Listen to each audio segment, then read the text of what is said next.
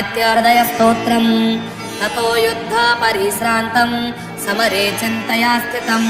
रावणं चाग्रतो दृष्ट्वा युद्धाय समुपस्थितम् देवतेश्च समागम्य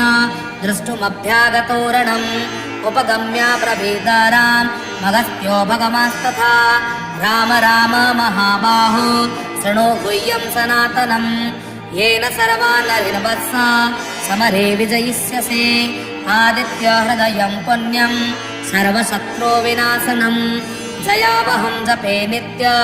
मोक्षयं परमं शिवम् सर्वमङ्गलमाङ्गल्यं सर्वपापप्रणाशनं चिन्ताशोकप्रशमन मायुरवर्धनमुत्तमम् रश्मिमन्तं समुद्यन्